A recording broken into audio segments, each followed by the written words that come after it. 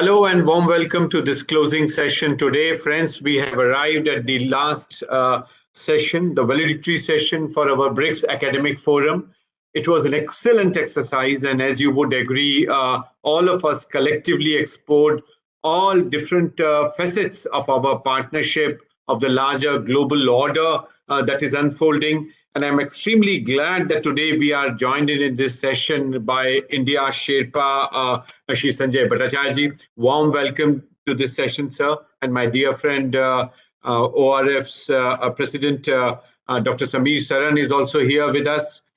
Friends, in this valedictory session, before I invite Secretary Sanjay Battacharya for his comments, let me first give you a quick upshot on what kind of issues we have collectively addressed. And as you would agree, we covered a large landscape in terms of how this is going to go forward in terms of BRICS role at the global level. And we could bring in different BRICS scholars and subject experts. We also had the great privilege of having India's External Affairs Minister, who in a very substantive speech could cover how the post-pandemic order would look like, what kind of challenges we have, and how rejigging of multilateralism would be of great significance, pivot for our development, and also trying to bring in how multilateral institutions are going to play an important role. In a very forceful address to our meeting, he emphasized in terms of how during India's presidency, we have tried to address four different pillars that have occupied the center stage during India's presidency. First and foremost, of course, is the multilateral system, but then counter-terrorism and cooperation, the idea of technological and digital solutions, and of course, sustainable development goals apart from P2P cooperation. The External Affairs Minister also pointed out how the timeline for SDG is very, very limited. The last decade that we have entered in for SDGs, the UN system has called it the decade for action. And EAM also quoted Prime Minister Modi's idea of human-centric globalization. And this is something that Prime Minister Modi has been emphasizing on as the new arrangements that we are looking at in the post-pandemic world, where centrality of human being is important without undermining existence or coexistence of other species. So that, I think, is absolutely important. We also had covered during various sessions themes like post-pandemic world order, the BRICS framework for green energy, sustainable lifestyles, building BRICS consensus for counter-terrorism, global health agenda, the NDB and the financing, resilient supply chains, what kind of conversations matter for BRICS, idea of public goods, and also the global economic recovery that also got linked with the climate change agenda, and of course the very important theme of women-led economic growth, apart from the broad idea of multilateralism. And in each session, we explored different dimensions as to how the COP26 summit should be addressed by us, the idea of common but differentiated responsibilities, questions that are related to SDGs also got our attention. Several recommendations, as you might have seen, have come up. And the emphasis on resilient supply chain came up. The idea of global value chains was emphasized. And we were trying to see how the institutions that we have created, how they should be different and unique. And it was with this idea the New Development Bank was launched. But unfortunately, that unique distinction that we wanted, we still have to make some efforts, and we still have to go in that direction. And NDB is enduring in that, as BRICS at 15 is trying to do the consolidation part, as was emphasized across sessions. India's presidency stands for that consolidation part. We need to see how, when we are celebrating 75 years of UN, how we can really emphasize connecting with some of these institutions. And apart from that, the Bretton Woods institutions, both World Bank and IMF, but also a World Trade Organization. There was also detailed discussion about how we revisit other multilateral institutions like WHO, etc. BRICS Forum has also, in a way, re-emphasized, since RIS was linked with the BRICS Civil Forum. Several of such concerns are also echoed by the BRICS civil society. But this partnership with ORF and with all of you have been so enriching and so enchanting in terms of how we go forward collectively. I think was of great significance. I once again very warmly welcome you to this voluntary session and would have great pleasure in inviting our Sherpa Secretary Sanjay Battacharya for his remarks today. You have the floor. Dr. Samir Saran, Dr. Sachin Chaturvedi, academics and analysts from the BRICS community. Namaskar from New Delhi. It has been my privilege to have followed the journey of the BRICS Academic Forum through the last few months. Some of you may recall that in April, at the launch of the BRICS Academic Forum process 2021, I had conveyed that we, that is the BRICS Sherpas, would lean on you for innovative ideas to carry forward the BRICS aspirations and to strengthen its global impact and relevance. And you will recall now that the Minister for External Affairs also referred to this in his inaugural address to the forum a few days ago. BRICS Academic Forum, since its inception in 2009, has been instrumental in enhancing cooperation and in the research and capacity building among academic communities in the BRICS countries. The forum has deliberated on the most pressing development issues faced by the BRICS countries and the global south. Issues of economic growth, investment and infrastructure, cooperation and sustainable development, also on challenges of technology, digitalization, and big data. Also on the emerging opportunities in food and health security and education. And you've always come up with useful recommendations for the BRICS leadership. The BRICS Think Tank Council, established in 2013, helped in bringing continuity in the deliberations. BRICS finds its roots in the meeting of the foreign ministers in 2006, held on the margins of the UNGA in New York. This is therefore a milestone year for BRICS. We have completed 15 years. It is a moment for celebration and reflection. There have been numerous achievements, and in the BRICS community, we are the only plurilateral grouping with a bank of our own. We have a financial safety net in the contingent reserve arrangement, and we are creating a vaccine R&D virtual center as a response to not just the pandemic, but to the growing needs. We have seen tangible intra-BRICS cooperation in various sectors. However, cooperation in some areas could have been stronger. The 15th anniversary of BRICS is therefore an opportune moment to reflect on the achievements and missed opportunities, and to visualize the direction we would like BRICS to take in the coming years. The calls for diversity and pluralism are louder.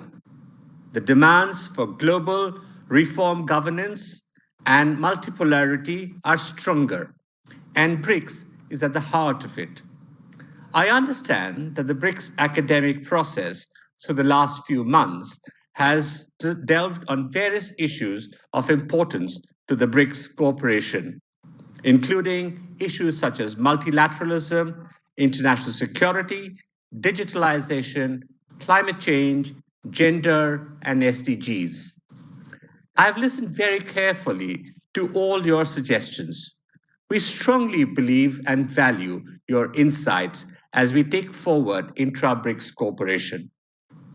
During our chairship year in 2021, we have tried to strengthen intra-BRICS cooperation under the overall theme of BRICS at 15, intra-BRICS cooperation for continuity, consolidation, and cooperation, with 4 priorities: reform of the multilateral system, counterterrorism cooperation, technological and digital solutions to SDGs, and finally, enhance people-to-people exchanges.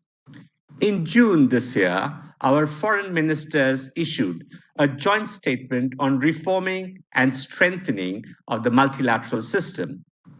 We have reached agreement at the experts level on concluding a BRICS counterterrorism action plan to enhance practical BRICS cooperation in this important area. During the year, we have tried to assimilate digital and technological solutions for the achievement of SDGs in the context of various BRICS mechanisms. We hope to come up with a BRICS portal for digital public goods. The BRICS Agriculture Research Platform, another digital portal, will address issues related to sustainable agricultural development, hunger, poverty, nutrition, climate resilience, and so on. Some other important outcomes that are expected to be achieved in the coming weeks include the BRICS Agricultural Cooperation Action Plan 2021-24, Innovation Action Plan 2021-24, Cooperation on Disaster Resilience, and Cooperation in Digital Health, a very important issue, and traditional medicine. Agreement between BRICS space agencies for a BRICS satellite constellation is expected to be signed, and the Mutual Customs Assistance Agreement is also likely to be concluded. Hence, we see that we have had an active and fruitful year thus far in the BRICS pillars of political and security cooperation and economic and financial cooperation. It has always been India's endeavor to enhance people-to-people and cultural exchanges, which constitutes the third pillar of BRICS cooperation. This pillar not only adds flavor and vitality to the movement, but also deepens the quality of our relations and interactions. Prime Minister Shri Narendra Modi had especially called for strengthening this pillar of BRICS cooperation. BRICS Games, youth meetings, film festivals, Business Council and Forum, Women's Business Alliance, Academic Forum, Think Tank Council, Civil Forum, Young Scientist Forum, Parliamentary Exchanges, and so many others are now a regular P2P mechanisms. BRICS ministers for culture, youth affairs, sports, tourism also meet regularly to strengthen our cooperation in these areas. As I mentioned, we have used the opportunity of our chairship to embark also on an exercise to consolidate intra-BRICS cooperation and to streamline processes. As part of this exercise, we have revisited the terms of reference of BRICS mechanisms and agreed to update the document. This has been done at the Sherpa track. Further, we have requested the Indian representatives at the Academic Forum to review the major decisions taken in BRICS, including the MOUs and agreements signed, and to prepare a report on their implementation status. I'm told that work on that document is presently ongoing, and we can expect a detailed report in the coming weeks. This will be a very good beginning. Unlike many other plurilateral groupings, BRICS does not have a dedicated secretariat. While each rotating chairship takes upon itself the responsibility of secretariat functions, availability of historical data remains relating to the BRICS decisions, remains in the various tracks, remains a challenge for all BRICS partners. As we have a very bright and vibrant academic community in BRICS, it may be useful to have our academic process act as a repository of documents, reports, and information on BRICS, perhaps in the format of a BRICS portal. The BRICS Academic Forum has provided a stage for deliberations and discussions among the leading academic institutions of BRICS countries on issues of common interest. I'm glad that the forum continues to strengthen dialogue, floats new ideas, and proposes solutions on numerous issues of global significance. This year's deliberations at the BRICS academic track have also provided interesting perspectives on these issues. These issues are crucial and critical for the future of mankind and the responsibility that BRICS countries bear in this regard. We are at a unique crossroad, and the COVID pandemic has brought these issues into sharper focus. The deliberations in the academic circles have laid the foundation and done the groundwork to set the aspirational levels for agreement that we governments can expect to achieve in the days to come. I believe we need to constantly challenge ourselves and work together towards expanding common ground while reducing differences for making real progress in intra-BRICS cooperation. This will send a strong message to the global community and will boost the standing of BRICS in international affairs. I'm confident that with the support of the BRICS academic partners, we will be able to achieve this goal through dialogue and consensus. I thank you all for your participation and would like to use this opportunity to thank the Observer Research Foundation, ORF, and the Research and Information System for Developing Countries, RIS, for their masterly steering of the BRICS academic process in 2021. I will make sure that your valuable suggestions are circulated to my fellow BRICS Sherpas and is also brought to the knowledge of the BRICS leadership. We highly value your contributions. Thank you very much. Good evening and good afternoon, good morning to all the BRICS colleagues and those who have tuned in to this valedictory session. It is my privilege to propose a vote of thanks and to deliver these concluding remarks at the end of a very rich and a very, very intense 3 days of debates, discussions. This is the end of the academic forum, not of the academic process. And do remain in touch with the BRICS community and with ORF and RIS for all that we have planned for the remainder of the year. But first, I want to appreciate all our colleagues and all our partners for helping us put together this complex engagement in these digital times. Over 80 speakers from 5 different countries were able to come together and debate and discuss some most vital issues that all of us are going to have to find solutions to. I want to thank all my partners for making this happen.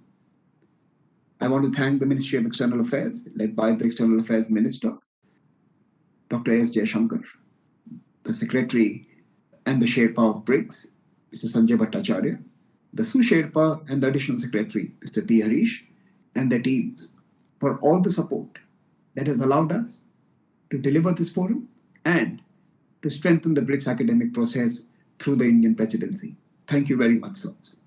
I want to thank the teams at RIS and ORF who have worked behind the scenes to make this forum seamless and to make this forum happen on time and in a manner that all of us could participate. I would also like to thank all the viewers who have tuned in during these 3.5 days to be with us. We have received huge viewership on social media, on our platform, and of course, through emails and other text platforms. Particularly, I would like to thank the BTTC leadership, Dr. Ivan Oliveira from IPEA, Brazil, for his support and his participation. I would like to thank Dr. Vyacheslav Nikonov, who has been spearheading the BRICS Track 2 since its very origins, I think, in 2008. I want to thank Dr. Shinjin for leading the Chinese think tank council to this particular academic forum and for their robust contributions to the journals, to the discussions, to the debates, and indeed to the various activities through this particular Indian presidency.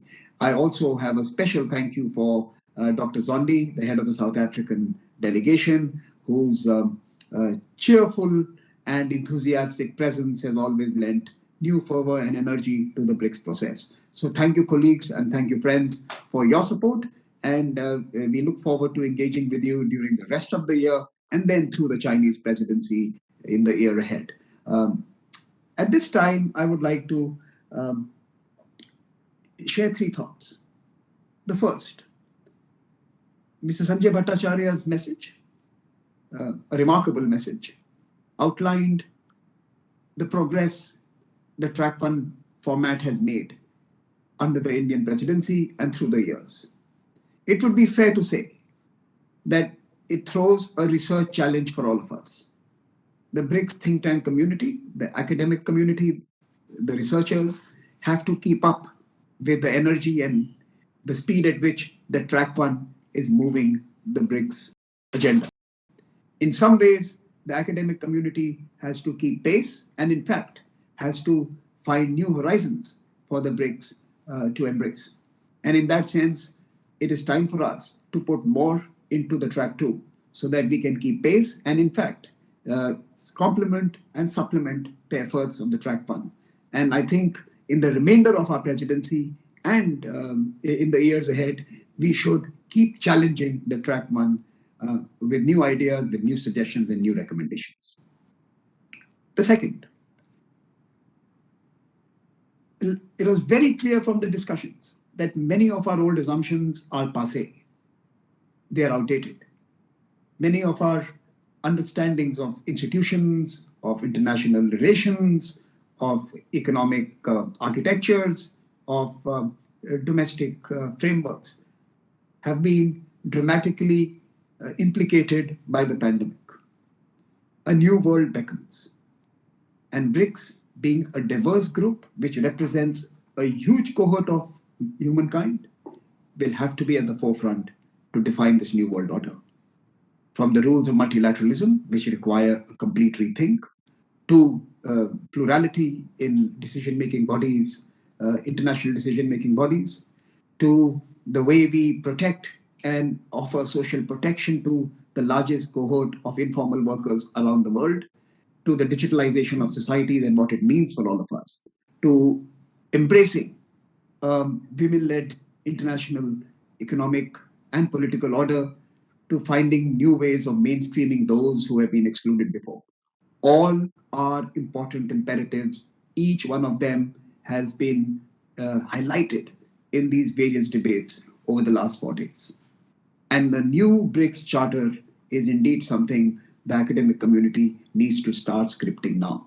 A post-pandemic BRICS roadmap is something we should all work on.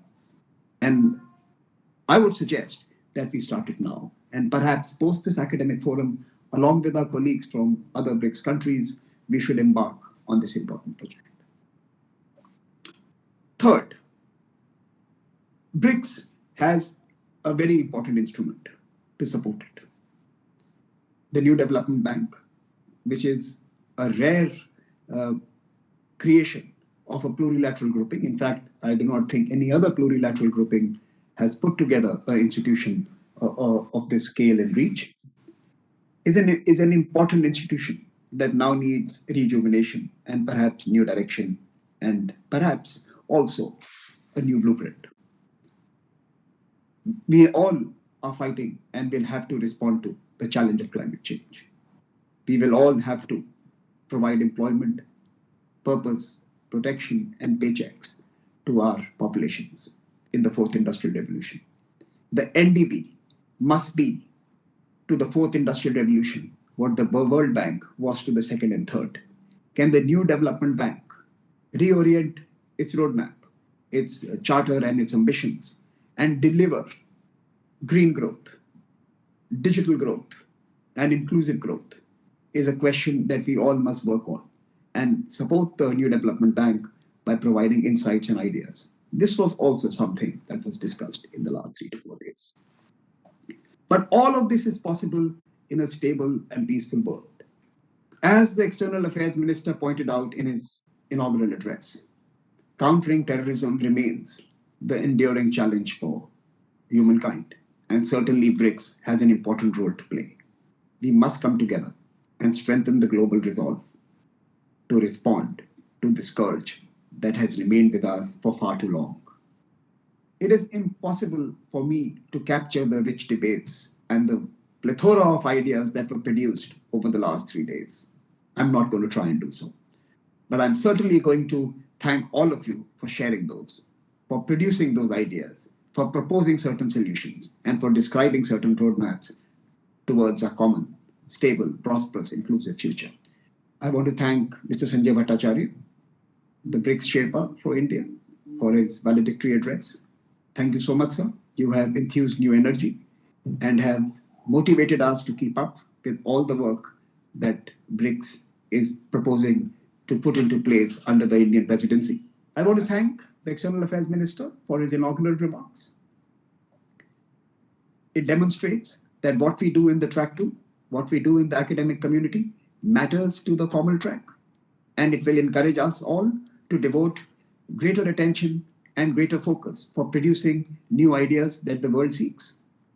And I want to thank all our partners once again, especially the co-hosts RIS and Dr. Sachin Chaturvedi for their support and for always being there as we put together and executed this academic forum online. I hope we can meet soon and we can revive the BRICS spirit in person in China. Till then, stay safe, take care, and thank you so much.